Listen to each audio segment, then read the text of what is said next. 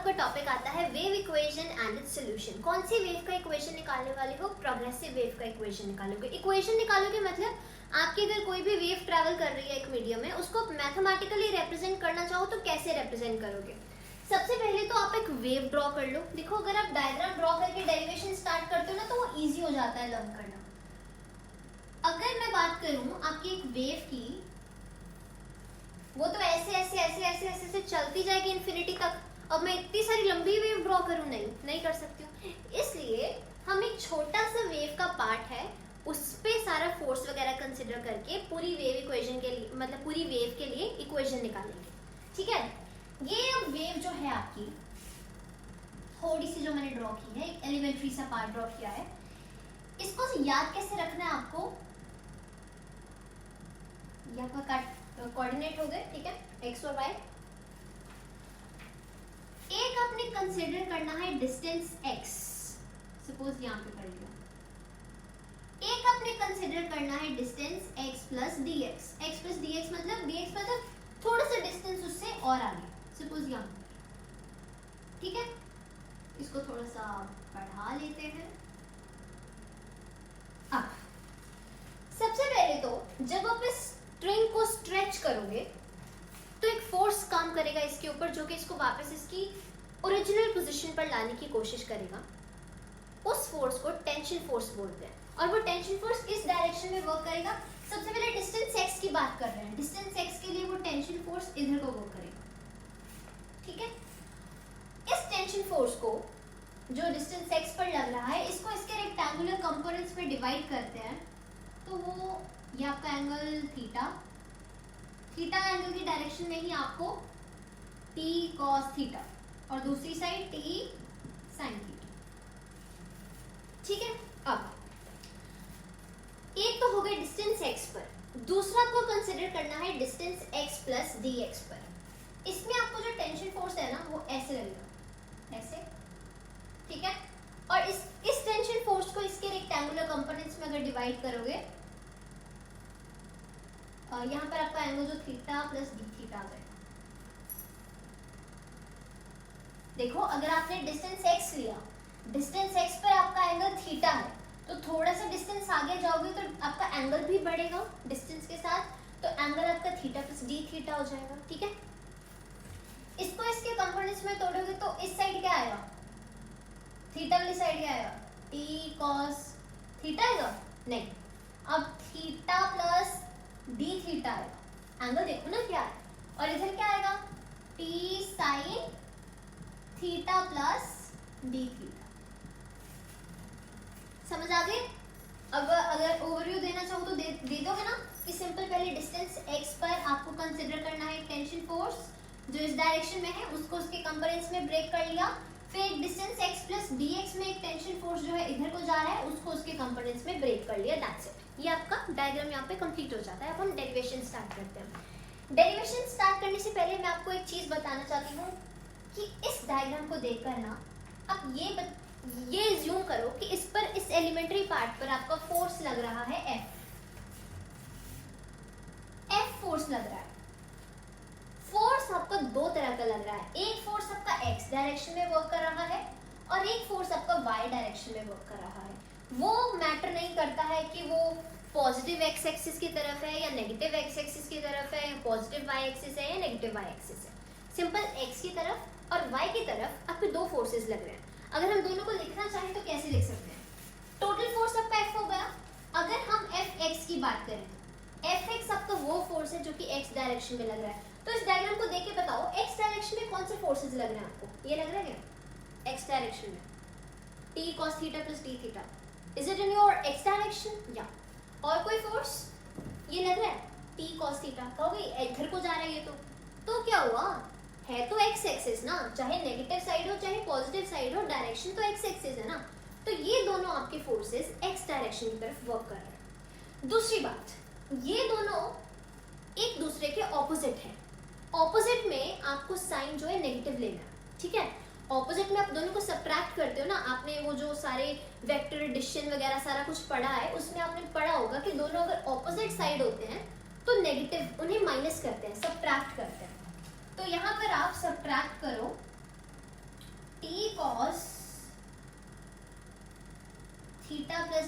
Theta minus T cos theta.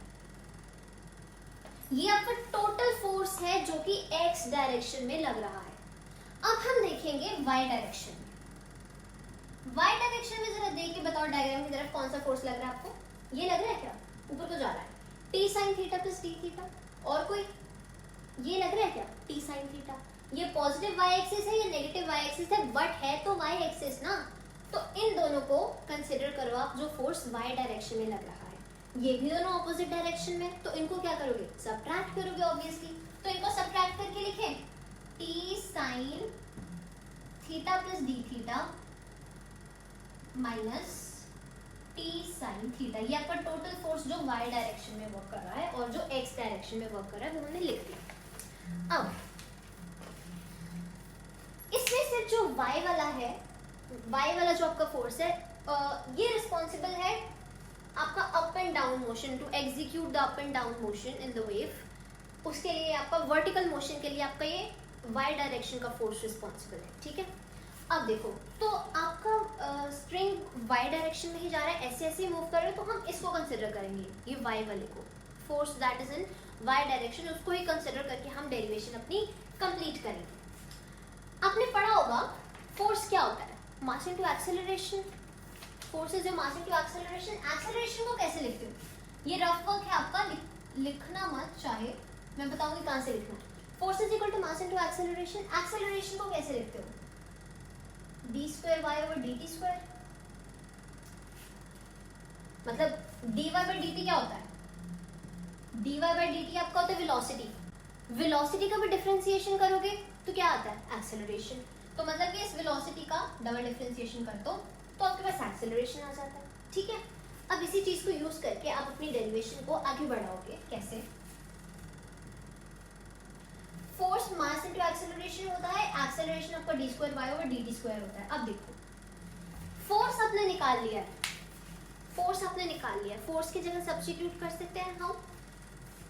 Suppose अब आप क्या करोगे? फोर्स की जगह लिखोगे मास इनटू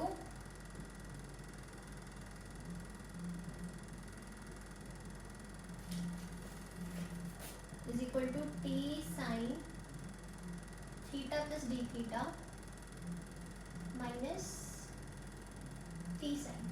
अब आप कहोगे कि फोर्स तो एक्स डायरेक्शन की तरफ भी था, उसको क्यों नहीं कंसिडर किया? मैंने आपको पहले बताया है, स्ट्रिंग आपका up and down motion execute कर रहा है, और अप एंड डाउन मोशन के लिए रिस्पॉन्सिबल कौन है?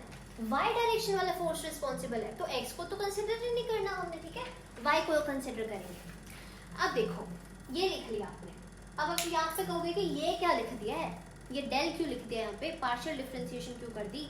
पार्शियल डिफरेंशिएशन इसलिए की क्योंकि यहाँ पर जो आपका y है ना, वो आपका फंक्शन है t का भी और x का भी, डिस्टेंस का भी और टाइम का भी, दोनों का फंक्शन है y, इसलिए हमने पार्शियल डिफरेंशिएशन की। ये अगर आपको लिखना हो तो साइड पे रीजन में लिख सकते हो that y is function of both x and t, इसलिए इसकी पार्शियल डिफरेंशिएशन की है हमने। अब आपको ये भी पता है कि अगर आपका थीटा बहुत छोटा, for small theta, small theta के लिए साइन थीटा जो है वो tan थीटा के बराबर होता है, जो कि थीटा के बराबर भी होता है। For small theta sine theta जो है nearly equal to tan theta होता है, जो कि नियरली इक्वल टू थीटा होता है। अब यहां पर हम सब्स्टिट्यूट कर सकते हैं क्या? ऑब्वियसली कर सकते हैं, मतलब साइन थीटा को अब आप tan थीटा लिख सकते हो ना, क्योंकि हमने ये कंसिडर कर लिया कि थीटा बहुत छोटा है, तो साइन थीटा को आप tan थीटा के इक्वल लिख सकते हो। लिख के देखते हैं, m into del square y over del t square is equal to t, इसको ब्रैकेट में लिख लो, t कॉमन ले लो और ब्रैकेट में लिख दो बाकी, tan theta plus d theta minus tan theta, ठीक है, लिख दिया।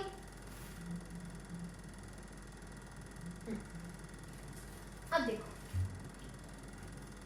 आपने ये भी पढ़ा होगा, जब आप ग्राफ बनाते हो ना, तो ग्राफ की जो स्लोप होती है उसको आप dy by dx लिखते हो।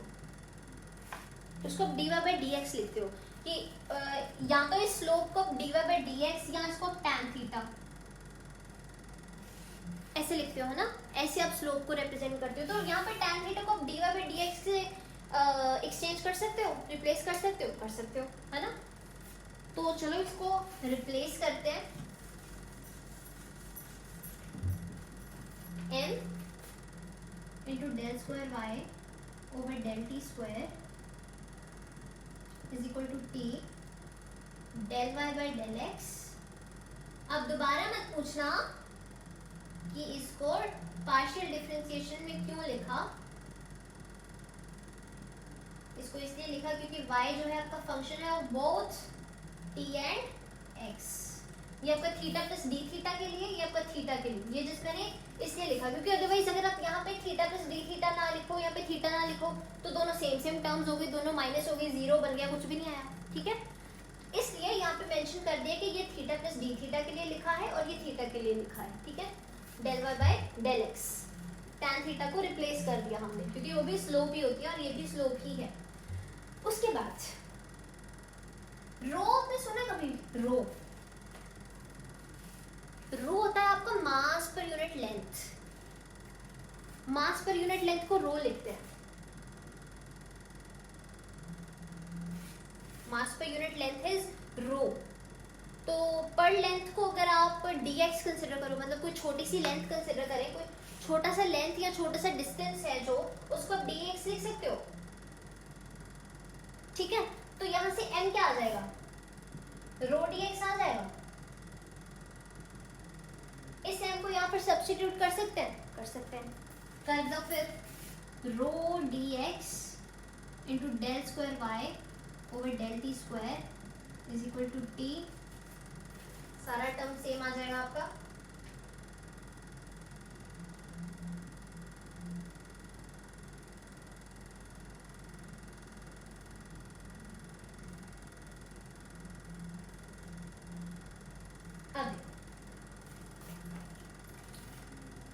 अब आप इस तरफ बस इधर उधर ही लेकर जाना है अब आपको चीजों को।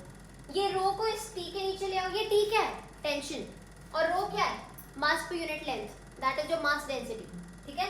और इस रो को इस टी के नीचे ले आओ, dx को इस पूरी, मतलब इन दोनों को इधर ले आओ। तो कैसे लिख सकते हो इस चीज को फिर आप? Del square y over del t square is equal to T over rho, यहाँ पर लिखो del y over del x, theta plus d theta minus del y by del x theta, और dx को ना इसके नीचे लिखो, ठीक है? लिख दिया। अब यहाँ पर चीजें आपको याद रखनी है, इसके बाद वाला स्टेप जो है वो आपको याद रखना है। देखो बार बार लिख कर देखोगे ना, प्रैक्टिस करके देखोगे डेरिवेशन की, तो याद हो जाएगा, हो जाता है याद। मेरे को भी देख के लगता था अरे भाई साहब ये सब कैसे याद करूंगी। सबसे पहले तो डायग्राम बनाओ, आधी चीजें तो डायग्राम से ही लिखी जाती है। उसके बाद इसके बाद आपको चीज याद रखनी है, क्या चीज याद रखनी है कि if your dx it tends to 0, अगर dx tends to 0 तो आपको ये वाली चीज पता है क्या बन जाती है? यहाँ पर लिख लो, ये चीज मैं देखना चाहती हूँ, इज इट विजिबल? या इट्स विजिबल, तो मैं यहाँ पे लिखती हूँ बाकी की डेरिवेशन। अगर आपका dx tends to 0 तो आपका ये जो ब्रैकेट है ना, ये जो ब्रैकेट है, ये टोटल ब्रैकेट नहीं लिख रही, सिर्फ ब्रैकेट का निशान दे दूं आपको, लेकिन आप पूरी ब्रैकेट लिखोगे।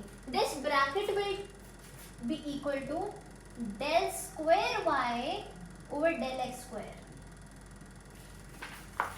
ये चीज आपको याद रखनी है कि अगर dx टेंड्स टू 0 तो ये जो ऊपर इसके ब्रैकेट है it will be equal to del square y over del x square, ठीक है? अब इस चीज में सब्स्टिट्यूशन कर सकते हैं। अब ये चीज को इसमें यूज करो, क्या आ जाएगा आपके पास? Del square y over del t square is equal to T over rho into, ये अगर 0 हो गया और ये किसके बराबर? इसके बराबर, तो del square y over del x square. पता लग गया ना कहां से आया? अगर ये 0 है, if dx tends to 0 then this bracket will be equal to this, इस ब्रैकेट की जगह हमने ये रख दिया, हमारे पास ये आ गया। एक रिलेशन होता है टी और रो का रिलेशन होता है एक, वो होता है t is equal to rho c square, ये रिलेशन होता है। यहाँ पे आपके पास टी बाय रो है, टी बाय रो को क्या लिख सकते हो, अगर इस रो को इधर ले आओ, ये डिवाइड में चला जाएगा, सी स्क्वायर के बराबर लिख सकते हो क्या, सब्स्टिट्यूट कर दो इसमें, इस सी स्क्वायर को इसमें लिख दो, क्या बन जाएगा आपके पास, del square y over del t square is equal to c square into del square y over del x square. अब इस सी स्क्वायर को दूसरी साइड ले जाओ, 1 by c square del square y over del t square is equal to del square y over del x square. And आपके पास आपकी required equation आ चुकी है, आपकी प्रोग्रेसिव वेव की जो इक्वेशन है वो ये होती है। अगर आप अपनी कोई भी प्रोग्रेसिव वेव को मैथमेटिकली रिप्रेजेंट करना चाहते हो तो उसे कैसे करोगे, ऐसे, दिस इज द वे। तो ये हमने डिराइव कर ली है, this was very simple according to me. एक डायग्राम ही है जैसे कि आपने यहाँ तक तो आपका डायग्राम से सॉल्व हो गया। उसके बाद क्या है, फोर्स आपने एक इन दोनों में से एक फोर्स कंसिडर करना है, ये वाला, क्योंकि ये अप एंड डाउन मोशन करवा रहा है। फोर्स को आप मास इनटू एक्सेलरेशन लिख सकते हो, acceleration is d square y over d t square, लेकिन यहाँ पर हमने डेल लिया है। क्यों डेल लिया है, क्योंकि आपका जो वाई है it is function of both x and T, और उसको उसके बराबर लिख दिया। अब थीटा को बहुत छोटा कंसिडर किया, इसलिए आप साइन थीटा को टैन थीटा में लिख सकते हो। टैन थीटा में इसको लिख के सब्स्टिट्यूट करके, अब मैंने आपको उसके बाद बताया था टैन थीटा और आपकी जो स्लोप होती है उसको, slope is your d y by d x, तो आप टैन थीटा को del y by del x लिख दो। डेल पता ना क्यों लिखा। उसके बाद सिंपली आपने मास डेंसिटी होती है आपकी, mass per unit length is your rho, तो rho into d x is equal to m, m की जगह सब्स्टिट्यूट कर दो, वही चीज सारी लिख दी। उसके बाद रो और dx को इधर वाली साइड ले आओ, जब ले आओगे if dx will tend to 0 तो this will be equal to del square y over del x square, substitution किया। एक ये रिलेशन होता है t is equal to rho c square, ये भी हम आगे डिराइव करेंगे। तो यहाँ से आप t बाय रो का वैल्यू सी स्क्वायर आ जाएगा, पुट करो और ये आपके पास रिलेशन आ जाएगी, and this is your equation of wave. समझ आ गया है, आई होप सो समझ आ गया, and that is it for your wave equation. लेकिन अभी एक चीज रहती है, वो है वेव इक्वेशन का सोल्यूशन। अगर आपके पास ये वेव है तो इसका सोल्यूशन अगर आप निकालना चाहो तो वो किस तरह का आता है वो निकालना है, वो भी हम डिराइव करेंगे। Got it?